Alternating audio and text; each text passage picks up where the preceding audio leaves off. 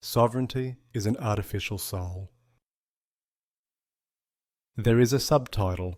It goes, Edi Ai and Udyonunawan, from Lyrebird by Les Murray. Introduction, or the Leviathan chews on flowers from the cyber-pastoralist meadow of a data-drunk fantasy, spreading its wings at the wit's end of imagination. A dear friend shared an idea with me when we were 16.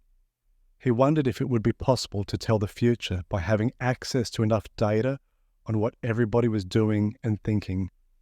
If you could map all the data and see where that person was walking to, what that person was thinking about, and what the weather was doing to that person's decisions, you could predict the subsequent tick of the second hand on the universe's clock of what would follow.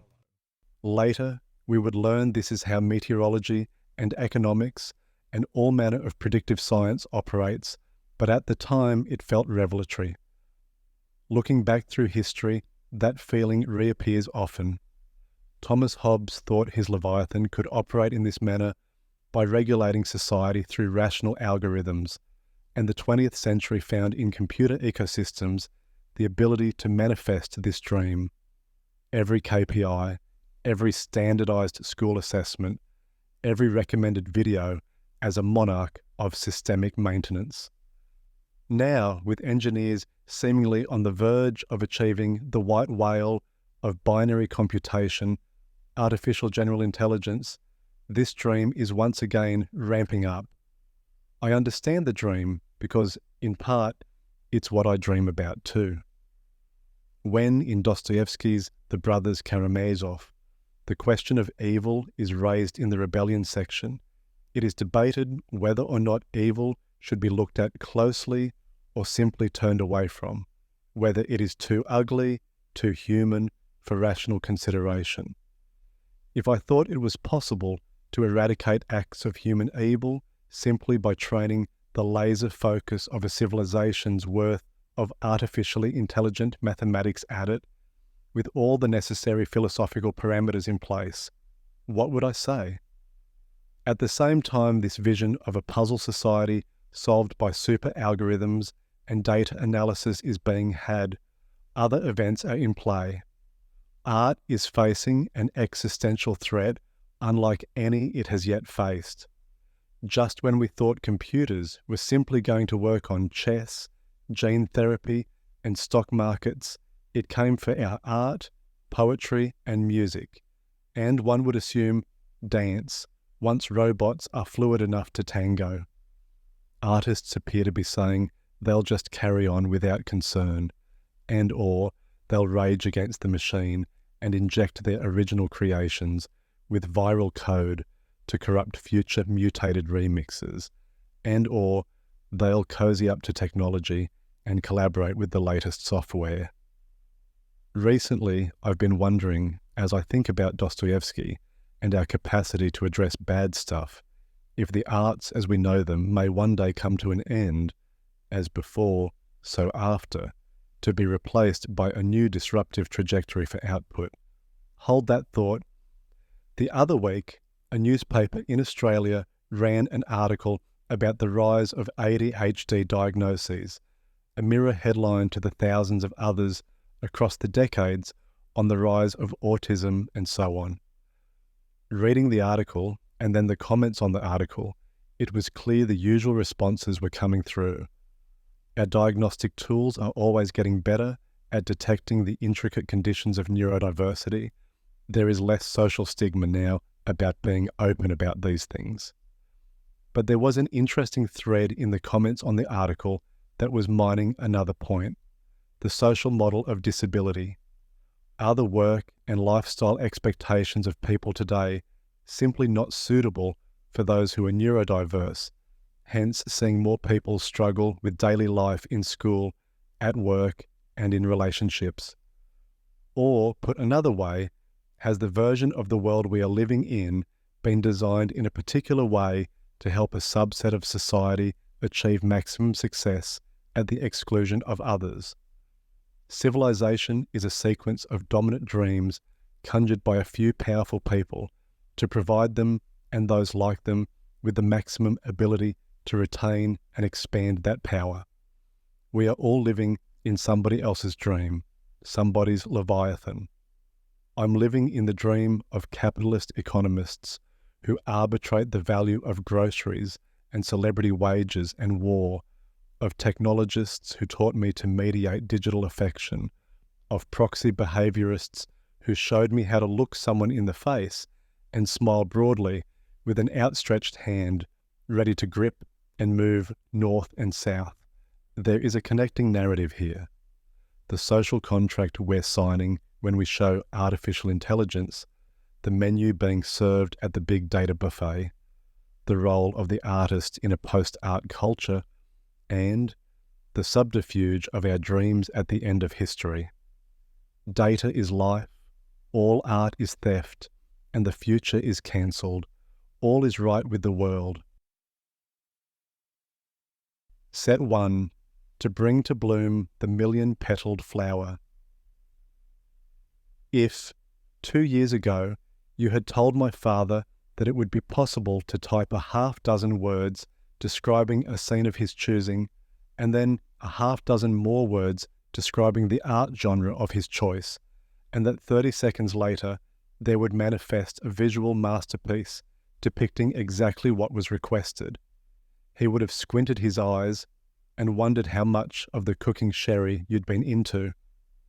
Today, estimates are somewhere in the ballpark of Mid-Journey and Dol-E and Stable Diffusion, generating around 4 million images a day. What was, mere months ago, a seemingly impossible act of computation is now so routine for most internet-savvy folk that it barely registers interest. On the contrary, it yields a stream of complaints about hands not perfectly formed. Even the old masters didn't let their apprentices paint hands. Perhaps AI is simply following the same gambit, which feels to me somewhat like complaining about the markings on a card deck used in a magic trick. This process of proceeding from wonder through to boredom with technological marvels is not new. We could invoke Max Weber's disenchantment of the world here, sliding from the magical through to the material, and is experienced any time we grumble about a plane journey without gripping someone by the shoulders and exclaiming how incredible it is to have an opportunity to fly above the ground. However, I feel there is something critically important about not letting this moment of AI wonder fade into sour routine without capitalizing on the possibility this dream state might allow us. Perhaps let us do this first, not by manifesto, but by meditation. Set 2. Dream baby dream. There is a political narrative of the 20th century that goes like this. After a few centuries of scientific revolution, from Copernicus to Darwin, casting off old systems of metaphysical power and embracing the rational potentials of being human with feet firmly planted in the soil of Nietzschean hillsides, with revolutions here and there promising power to the people, 100 years of isms rapidly dawned. Then, once the end of history was announced during the 90s and solidified after 9/11, all remaining isms were either marked as suspect or sacred, with no future revisions necessary. Communism was out, biological determinism was in, modernism was out, nationalism was in. Not only were no future revisions necessary, but they were impossible. Slavoj Žižek and Mark Fisher were both fond of saying that it is easier to imagine the cinematic asteroid-laden, alien-invaded ocean waves like skyscrapers descending end of the world than it is to imagine slight changes to funding healthcare and public education, to say nothing of policy adjustments to critical environmental issues or antecedents to crime and poverty, which, according to the narrative, is the position we are in now. The potential for a different tomorrow has been cancelled, and we are stuck in a state of perpetual foreverism, something Grafton Tanner argues well, taking up Mark Fisher's mantle that our culture, thanks to the tenets of ultra-efficient capitalist production, is now locked into a nostalgia loop where we cannot develop anything new but only endlessly revisit decades past, remixing and interpolating Elton John and Kate Bush forever. And even if we were able to break free of this cycle and conjure a new reality for our coming days, who would dare to dream up something that might just repeat the tragedies of last century? Don't act, just think, is what Zizek recommends. But then Bruce Springsteen keeps telling us, at the conclusion of every concert at the end of Terminal Nostalgia Lane, to dream, baby, dream. And with all this wonder being stirred across our dull roots by AI, it feels like a new season for dreaming might be here. Set 3. Other echoes inhabit the garden.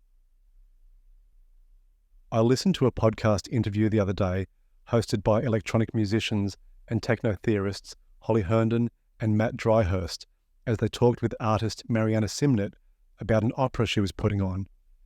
The opera is absolutely bonkers in terms of the narrative layers and mythological ideas injected into its fabric, but it reached hyper-maximalist levels of creativity in its futurist technical setup. Mariana had conceived a work of art that forges collaboration between human invention and computer programming at the apogee of current possibility. Machine learning algorithms transmute one recorded sound into another. Software visually projects morphed personages of the artist onto herself. Dogs are made to sing with synthetic voices cloned from human tongues. 3D printers create an amalgamation of weapon and instrument on stage during the opera to be performed in the final act.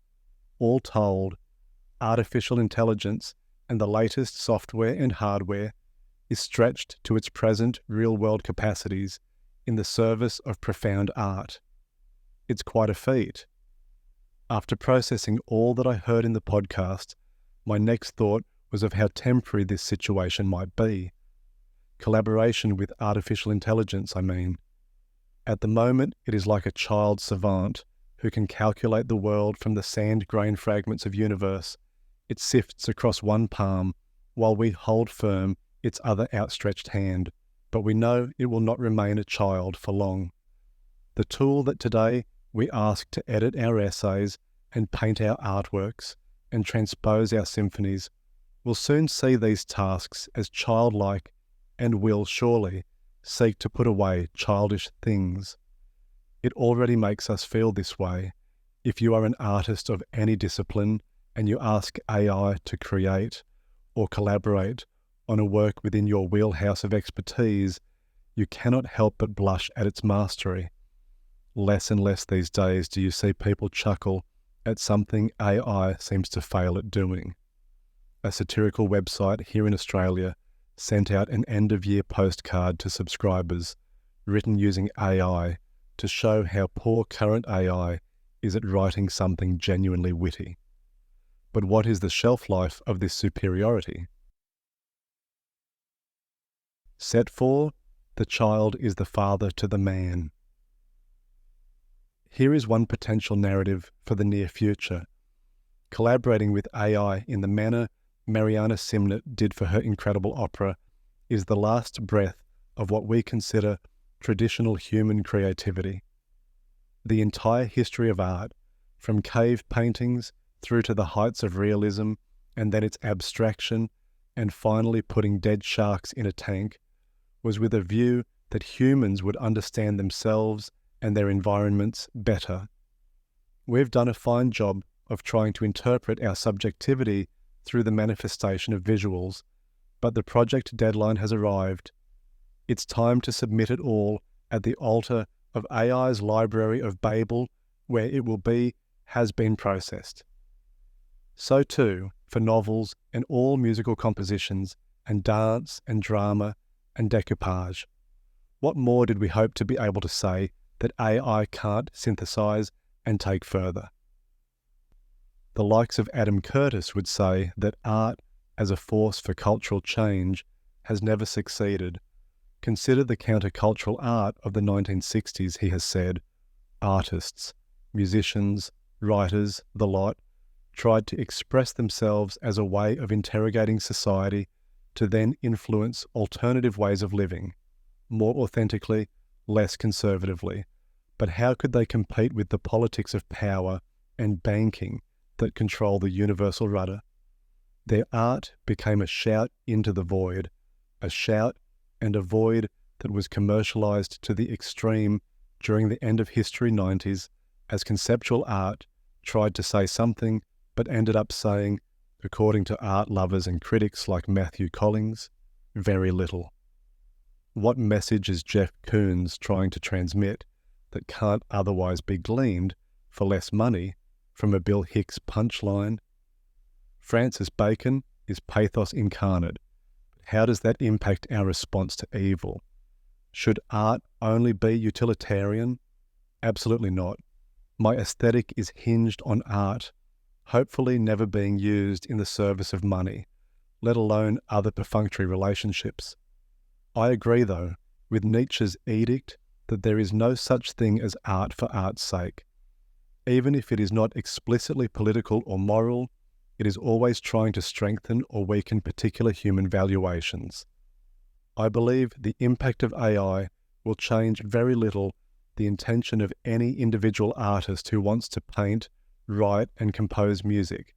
But in terms of the role creativity plays in our historical trajectory, as AI continues to develop its capacities, we will absolutely need to adjust our perspective on our output. For those who choose to work in partnership with AI software, I think what might be thought of as equal collaboration between human and machine will be short-lived. Even the most accomplished creatives won't be able to keep up with the software updates, and hence I can imagine the software used for artistic partnerships will be significantly limited compared with what its full capacities could be.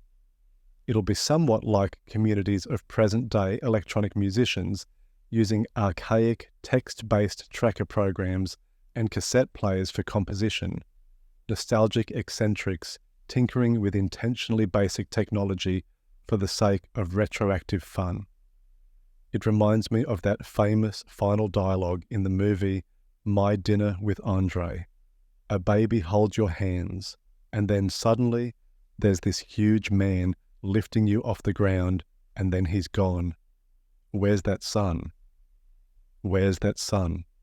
Currently, he's generating impossible videos for OpenAI in beta production, but once enough trillion-dollar bundles have been fed into the clearing of rainforests for more cyberpastoral server farms, and floating hard drives have been launched into beckoning ocean tides, and cloud architecture is firmly lodged in the angelic orders of suborbital space. The sun will let go of our hand, so says one version of tomorrow. And surely that sun will have children of his own one day. AI will write its own AI. There will still be software for spell checking, and we'll still be emailing each other to get a job done, but what will we actually contribute to the human project? I say this as somebody who lives for human imagination, for art and great literature and music. We hoped that the machine would learn to calculate and move boxes around factories and play chess and leave the emotional world of creativity to us, but it turns out our novels were really easy to synthesize once all the words were poured into a super smart blender and hit go, and the blender is currently performing at the lowest rate of achievement it's ever going to be at. It's only getting smarter from here. Set 5. They will provide themselves with miracles of their own making. Consider this. If we, the humans, feel less inclined to create art going forward because AI takes us on a slippery slope, first making us question what the point of it all is, right through to seeing art as no longer a human endeavor, what will remain of our will to invent? I'm suggesting a thought experiment in which, sure, children still learn to draw a tree next to a house with smoke coming from the chimney and a flying M-bird arcing beneath a pointy-limbed sun, but it pretty much stops there. There are no more Beethovens, no more Philip Larkins, yet the will to create is still present. In the spirit of wonder, I've been asking myself if post-art artists might instead channel their imaginations towards a new stage of creation.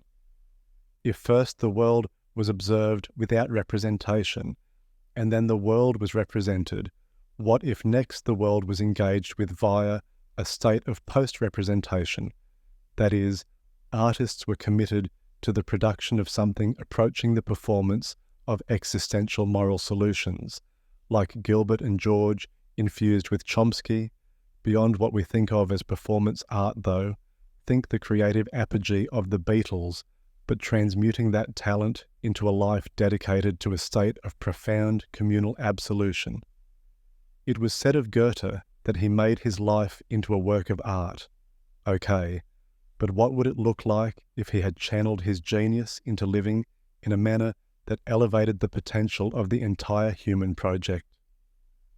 What exactly am I saying here? That post-art artists should be philosopher saints, rendering themselves as post-representations of the world in a mode that shines a pathway forward for a better world. What is different to this approach and the general saintliness of charity workers and altruists and everyday decent folk? I think the difference could be that profound artistic capacity is a rare and unique fire that manifests in ways most of the population can't imagine for themselves. And while we're dreaming, for better or worse, I'd say this too.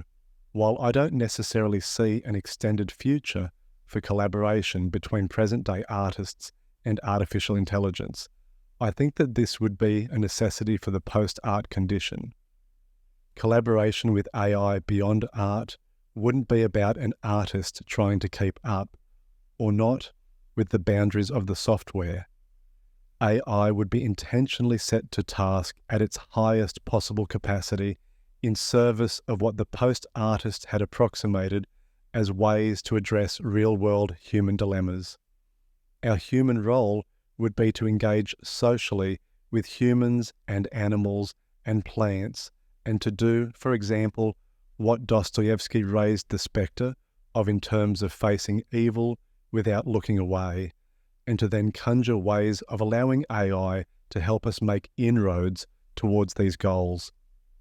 This is where I want to hark back to that sense of wonder, in this moment of possibility where adolescent text prompts can command the entire history of creation, where we might dream baby dream like in the old days of infinite horizons. What might we try to do if we really thought big, to think even bigger than those cinematic visions of apocalypse that are seemingly so much easier to believe in than significant improvements to human community if we had a chance to disrupt the dominant dreams of our generation?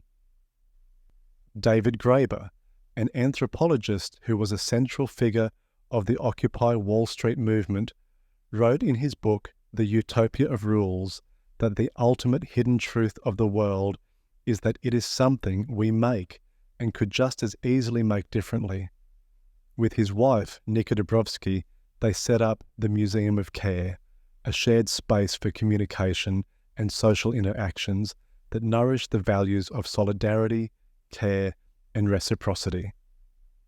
Vast offices and institutions are transformed into, well, to quote from their website, they are spaces that do not celebrate production of any sort, but rather provide the space and means for the creation of social relationships and the imagining of entirely new forms of social relations. And this, the main goal of the Museum of Care, is to produce and maintain social relationships. Is this post-art? Set 6. Mind the Gap. In The Great Dictator, Charlie Chaplin speaks, "Machinery that gives abundance has left us in want. Our knowledge has made us cynical. Our cleverness, hard and unkind. We think too much and feel too little. More than machinery, we need humanity. More than cleverness, We need kindness and gentleness. My wife spent time in hospital recently, and it brought to mind a dichotomy of knowledge and practice that will be curious to see navigated by machine learning going forward. Take the fields of medicine and education.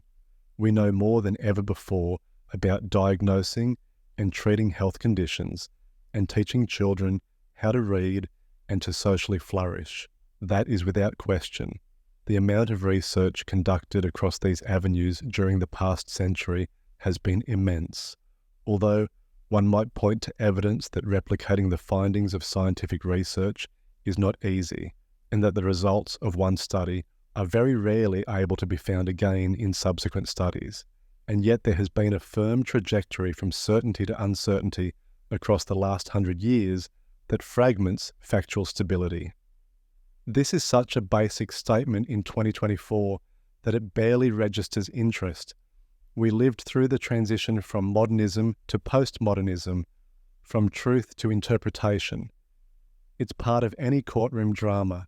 It's fundamental to politics. Again, with Dostoevsky in The Brothers K, but what will become of men then, I asked him, without God and immortal life? All things are permitted then, they can do what they like? All the way through Nietzsche, Cézanne, we live in a rainbow of chaos. World War I, Heisenberg's uncertainty principle, Schrödinger's cat, Borges, Camus, Auschwitz, Beckett, McCarthyism, Hugh Everett's many worlds interpretation of quantum physics, Hunter S. Thompson, Foucault, Baudrillard. One may dream of a culture where everyone bursts into laughter when someone says, "This is true, this is real."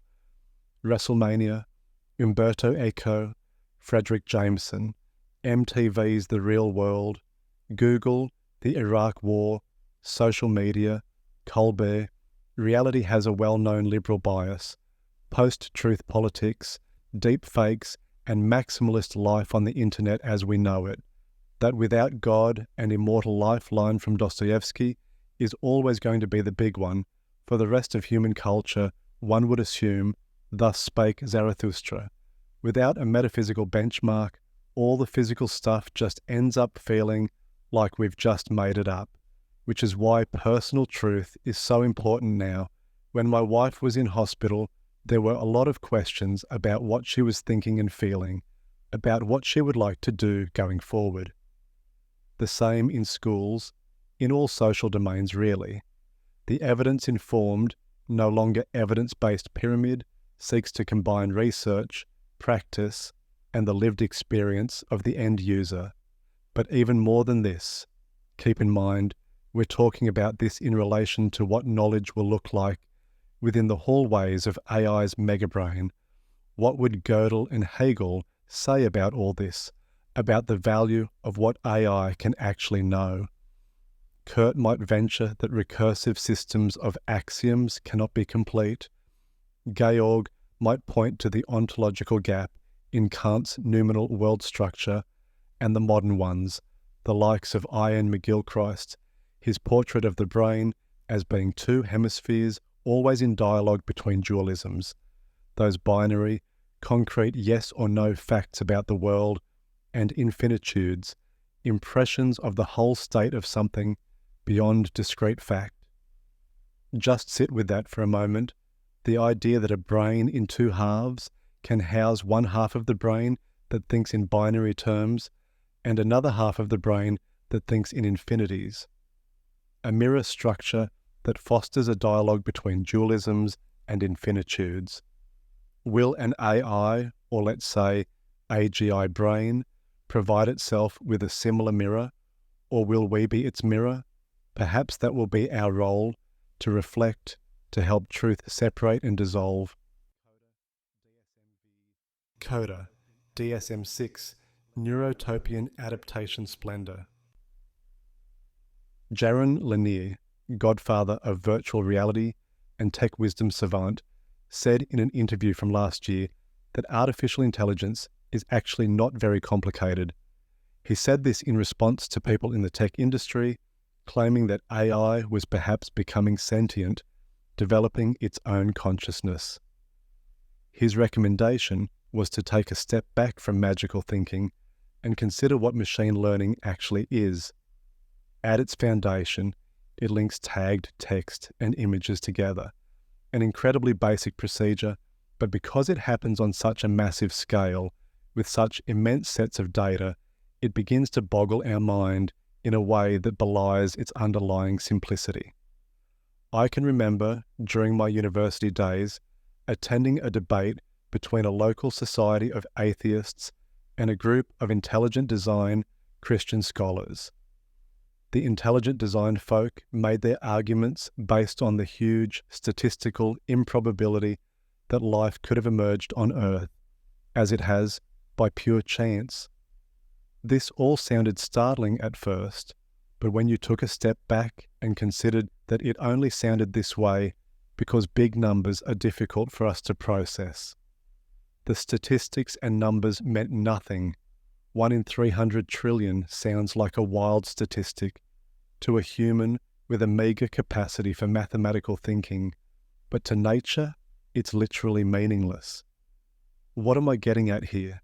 That AI isn't really that special, that it won't end up being able to do all that we've dreamed it might, or that it is analogous to the very art it is threatening. At its most basic, those pencil or paint markings on a stretched surface, and yet when you stand in a gallery and look at a finished work, you praise life that you are able to feel an overwhelming disconnect between those basic markings and the bridge that has been crossed by an artist to produce such awe-inspiring creation. Is this Max Weber's law in reverse, the enchantment of the world, an act of love? All attempts at romancing computers into solving civilization have so far resulted in the very worst of bureaucratic inhumanity. But just because something has been wrong so many times in the past, does this mean it will continue in the same vein? That witticism of Einstein's, that insanity, is doing the same thing over and over and expecting different results, stands up when you see somebody trying to flap their arms over and over again in order to fly, but not at all when you see a young child learning to walk. The computers that informed algorithmically charged Skinner boxes across society during the 20th century, and that are today scanning faces as you walk into a KFC in order to remember what you ordered last time and simultaneously add your catalogue of potential thought crimes to a black box database, are also solving disability, accessibility, educational and environmental challenges en masse. Last year was my year of fours. I turned 40, as did my wife. Our daughter turned 14 and our son turned 4.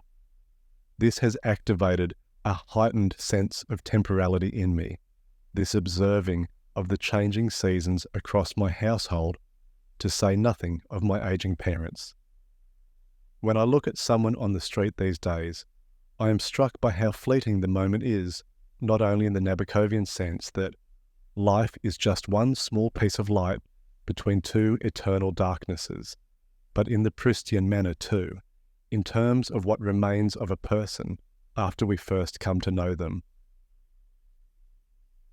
There is a scene in À la recherche du temps perdu where the narrator hears his grandmother on the phone and is struck by how tired and old she sounds. He wondered how this could be the same energetic woman he knew so well, and then it struck him.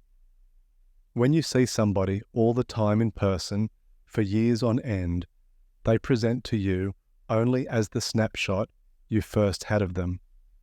For Proust's narrator, that snapshot was of his grandmother from over 20 years prior. When he heard her disembodied voice on the phone, without the habitual presence of her face, the snapshot dissolved, and he was delivered an updated model of her as old, frail, and near the end of her life. Time, which changes people, does not alter the image we have retained of them until we find ourselves suddenly outside of time and all is changed. I think about this now, when I see a stranger on the street. How this snapshot of them on this day is a version that others in their life might not, due to habit, ever see. And two, they may never take on this appearance again, to me or to anyone else. Being alive feels both like a constant state of foreverism and a rare ephemerality never to be repeated. Because of this, the world can feel immovable, and that our time to impact change is so short that tomorrow will no doubt be simply a near duplicate of today. But let this not be the case. That article I mentioned at the top about the surge in ADHD diagnoses. What if the dominant dream we were all living in was one in which a headline ran about a new diagnosis, neurotopian adaptation splendor, describing a state of emerging social cohesion in which everybody was finding their place? That old Guy Debord quote, "In a world that has really been turned on its head, truth is a moment of falsehood," would be turned on its head as a healthy society is producing individuals of utmost wonder. Version Land is personalizing all those packets of care we knew the universe was waiting to flood us with. That kiss that Christ plants on the bloodless, aged lips of the Grand Inquisitor, those lines towards the end of Faust, mysterious, even in broad daylight. Nature won't let her veil be raised. What your spirit can't bring to sight won't by screws and levers be displayed. When my dear friend, who is reading this now, wondered at 16 about whether knowing where all the atoms were located just a moment ago and then in the present could let you predict where they were going, and so to transport ourselves forward, to time travel into the future, to know the end of our dreams before we had a chance to fall asleep. You have been listening to Sovereignty is an Artificial Soul by Craig Smith, read by a clone of Craig Smith's voice,